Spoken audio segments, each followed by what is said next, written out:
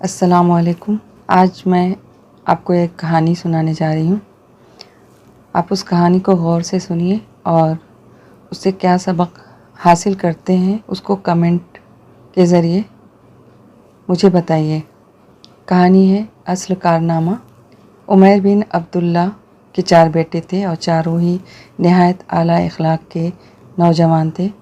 پہلے تو عمیر بن عبداللہ خود تجارتی قافلے کے ساتھ جایا کرتے تھے، لیکن بوڑھا ہونے پر انہوں نے یہ کام اپنے بیٹوں کو سونپ دیا۔ ان کا قبیلہ بہت خوشحال تھا اور وہ اس قبیلے کے سردار تھے۔ پھر عمیر بن عبداللہ بیمار رہنے لگے اور انہیں اندازہ ہوا کہ اب وہ چند دن کے مہمان ہیں۔ چنانچہ ایک دن عمیر بن عبداللہ نے اپنے بیٹوں کو بلوا بھیجا تاکہ ان کے خیالات کا جائزہ لیں۔ وہ چاروں گھر پر تھے، فوراً ہی آ گئے۔ عمیر بن عبداللہ بولے، بچوں، میرا آخری وقت قریب ہے۔ جو کچھ میرے پاس ہے وہ سب کچھ تمہارا ہے، لیکن میرے پاس کچھ قیمتی ہیرے اور جواہرات ہیں۔ میں یہ اس بیٹوں کو دوں گا جو مجھے بہادری کا سب سے بڑا کارنامہ سنائے گا۔ چنانچہ تم یاد کر کے باری باری مجھے اپنی بہادری کا سب سے بڑا کارنامہ سناؤ۔ عمیر کا سب سے بڑا بیٹا بولا، ابا جان، ایک مرتبہ میں افریقہ میں ہاتھی کے دانت خریدنے گیا تھا۔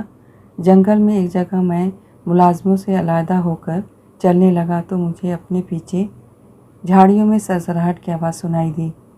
خطرے کے پیش نظر میں تلوار نکالی اور چوکنا ہو گیا۔ دوبارہ اس آواز کے آنے پر میں نے پلٹ کر دیکھا، ایک ببر شیر نے مجھ پر جست لگائی اور میں نے تلوار کے پے در پے وار کر کے شیر کا کام تمام کر دیا۔ عمیر بن عبداللہ بولا، شاباش بیٹے، تمہارا یہ کارنامہ حاضر دماغی اور بہادری کی ایک اعلیٰ مثال ہے۔ میں تمہارے اس کارنامے پر بہت خوش ہوا۔ اب دوسرا بیٹا بولا، ابا حضور، میں دمشق کے بازار سے گزر رہا تھا۔ گلی کے ایک مکان میں آگ لگی ہوئی تھی۔ آگ کے شعلے آسمان سے باتیں کر رہے تھے۔ اس دوران کچھ لوگ آگ بجھانے میں مصروف تھے۔ ایک عورت چلا چلا کر کہہ رہی تھی، لوگوں، میرا 4 سال کا بیٹا کمرے کے اندر سو رہا ہے۔ خدا کے لیے میرے بچوں کی جان بچاؤ، وہ جل جائے گا۔ مجھ سے اس عورت کی آہ و بقا سن کر نہ رہا گیا اور لوگوں کے منع کرنے کے باوجود میں اونٹ کی اون کا کمبل اوڑھ کر گھر کے اندر سے اس عورت کے بچے کو زندہ نکال لایا۔ اس نے مجھے بہت دعائیں دیں، جبکہ میں بری طرح جھلس گیا تھا۔ ہفتوں علاج کے بعد میں صحت یاب ہو گیا۔ عمیر بن عبداللہ کہنے لگے، تمہارا یہ کارنامہ بہادری اور بے لوثی کا شاندار نمونہ ہے۔ اس کی جتنی تعریف کی جائے کم ہے۔ اب تیسرا بیٹا کہنے لگا، ابا جان، میں ایک مرتبہ دریا کے کنارے کشتی میں سامان چڑھوا رہا تھا تو سامنے سے آنے والی ایک کشتی ساحل کے قریب ہی آ کر ڈوب گئی۔ لوگ کشتیوں میں بیٹھ کر مسافروں کو بچانے کے لیے دوڑ پڑے۔ میں بھی ایک ماہر تیراک ہوں۔ میں نے 7 آدمیوں، عورتوں اور بچوں کو خود اپنی جان کی پرواہ کیے بغیر ڈوبنے سے بچا لیا اور کنارے پر لے آیا۔ عمیر بن عبداللہ بولے، شاباش بیٹے، تمہارا یہ کارنامہ بہادری اور انسانی خدمت کی ایک شاندار مثال ہے۔ واقعی تم داد و تحسین کے مستحق ہو۔ اب چوتھا بیٹا سر جھکائے بیٹھا رہا۔ پوچھنے پر چوتھا بیٹا بولنے لگا، ہاں ابا جان، ایک ایسا واقعہ تو ضرور ہے، لیکن وہ بہادری کا واقعہ بھی نہیں ہے۔ پھر مجھے یہ خدشہ ہے کہ میں نے اگر سنایا تو آپ ناراض ہوں گے اور ممکن ہے کہ میرے بڑے بھائی میری پٹائی بھی کر دیں۔ عمیر بن عبداللہ نے اپنے بیٹے کو حوصلہ دیا۔ چوتھا بیٹا قصہ سناتے ہوئے کہنے لگا، ابا حضور، عراق جاتے ہوئے ایک مرتبہ ہمارے قافلے نے پہاڑی کے دامن میں رات کو پڑاؤ کیا۔ شام کے وقت اچانک پانی ختم ہو جانے پر قافلے کے سردار نے مجھے پانی بھر کر لانے کا حکم دیا۔ میں مشک اٹھا کر گیا اور قریبی پہاڑی نالے میں سے پانی بھرنے ہی لگا تھا کہ مجھے کچھ فاصلے پر کسی انسان کے کراہنے کی آواز آئی۔ मैं लपक कर उस जानिब गया तो देखा कि एक शख्स ज़ख्मों से चूर पत्थरों में पड़ा है। मैंने उसके चेहरे पर पानी डाला तो वो कुछ होश में आ गया। वो कुछ देर मेरी तरफ देखता रहा। ऐसा लगता था जैसे पहचानने की कोशिश कर रहा हो। फिर उसने मुझे बताया कि पहाड़ी डाकू उसके तमाम पूंजी छीनकर अपने जानिब से उसे मारकर यहाँ फेंक गए हैं।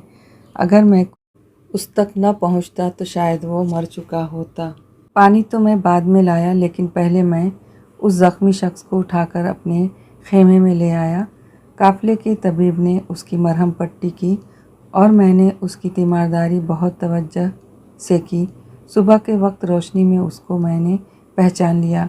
वो हमारे दुश्मन कबीले का सरदार वलीद बिन ज़ुबैर था। पहले तो मेरे जी में आया कि मैं उसका गला घोंट दूँ, क्योंकि कुछ अरसा पहले उस आदमी ने मुझे तन्हा पाकर मारपीट करता रहता था।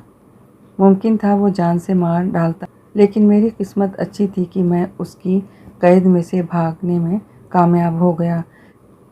लेकिन उस वक्त ज़ख्मी हालत में मैंने उससे बदला लेने को मुनासिब न समझा। मैंने दिल जमई से उसका इलाज करवाया, देखभाल की, अपने साथ सफ़र में रखा, अपनी सवारी उसके सुपुर्द की और अगली मंजिल पर जब काफ़िला शहर में पहुंचा तो मैंने उससे अपने मुलाजमों की निगरानी में शहर में उसके एक दोस्त के घर पहुंचवा दिया। रुखसत होते वक्त मैंने उसको न ताना दिया और न ही अपना एहसान जतलाया। अलबत्ता उसे अपनी पहचान ज़रूर करवा दी, लेकिन उस वक्त उस शख्स के पास नेदामत और आंसुओं के सिवा कुछ न था। शायद उस वजह से उनका कबीला एक अरसे से हम पर हमला आवर नहीं हुआ और न ही हमारे माल मवेशी चुराए गए। उमैर बिन अब्दुल्ला इतनी निकाहत के बावजूद तेज़ी से बिस्तर से उठ खड़े हुए और आगे बढ़कर बेअख्तियार अपने बेटे का मुंह चूम लिया और बोले, यही है असल कारनामा। अल्लाह का हुक्म है, तुम्हारे पास अख्तियार है कि तुम दुश्मन से उस हद तक बदला लो जितना कि उसने तुम पर जुल्म किया है। अगर अख्तियार पा लेने के बावजूद तुम उसको माफ़ कर सको तो अल्लाह और उसके रसूल के नज़दीक उसका बहुत ही ज़्यादा नेक अजर है। मेरे प्यारे बेटे, तुम्हारा ये कारनामा सबसे बड़ी बहादुरी की मिसाल है और ये हीरे और जवाहरात मैं तुम्हें देता हूँ। ये कहकर उमैर बिन अब्दुल्ला ने हीरे और जवाहरात की थैली अपने चौथे बेटे की तरफ उछाल दी। बाप को अपने बेटे के कारनामे पर बेहद खुशी हुई।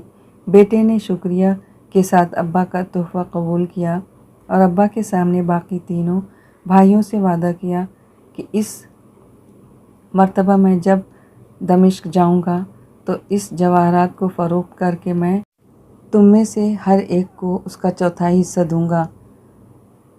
इस कहानी से आपको क्या सबक हासिल होता है या क्या सीख मिलती है, कमेंट करके हमें ज़रूर बताइए।